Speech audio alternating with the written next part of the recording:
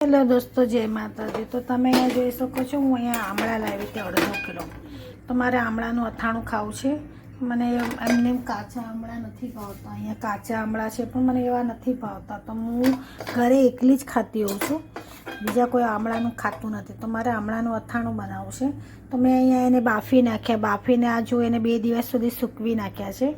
હવે હું અહીંયા એક કાચની બરણીમાં એને ભરું છું અને મારે એને અથાણું બનાવવું છે। તો આ રીતના જો મેં એને સૂકવી નાખીને આ કાચની બરણીમાં ભરું છું।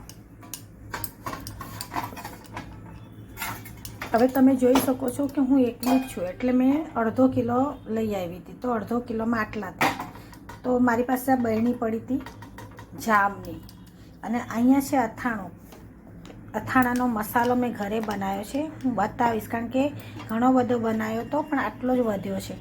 તો એ મસાલો હું અહીંયા આગળ આમાં નાખીશ।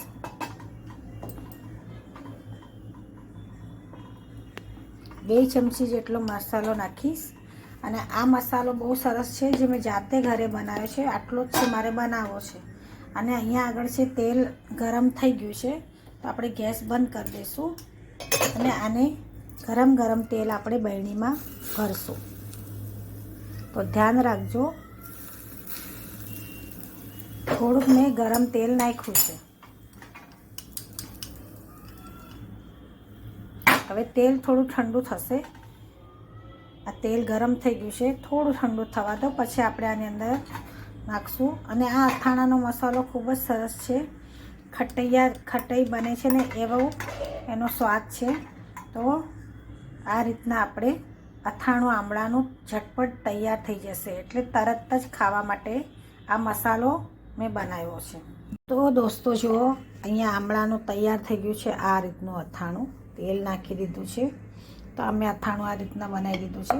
અહીંયા મેં બનાવ્યું છે હળદરનું અથાણું, લીલી હળદર ને આંબા હળદર બેને મિક્સ કરીને આ રીતના જુઓ બનાવી છે, અને બરણીમાં ભરી દીધું। એની અંદર મેં થોડું લસણ નાખ્યું છે। તો આ રીતનું મેં અથાણું બનાવ્યું છે, ને આજે મેં તમને બતાવ્યું આ મેં આમળાનું અથાણું બનાવ્યું છે। તો આ રીતનો મસાલો તૈયાર જ છે, ઘરે બનાવ્યો છે। બીજી વાર હું મસાલો બનાવીશ ત્યારે તમારી સાથે વિડીયો શેર કરીશ। તો શિયાળો છે, શિયાળામાં આપણને અથાણું ખાવાનું બહુ મન થઈ જાય છે। તો આ રીતે મેં આમળાનું અથાણું બનાવ્યું છે, ખાટું અથાણું છે। અને આ કાચી હળદર અને આંબા હળદર આ બંનેનું મિક્સ કરીને બનાવ્યું છે। તો તમે જોઈ શકો છો, આ મારી પાસે કિસાનની જામની એક બરણી પડી હતી, એને મેં ધોઈને સાફ કરીને એમાં ભરી છે।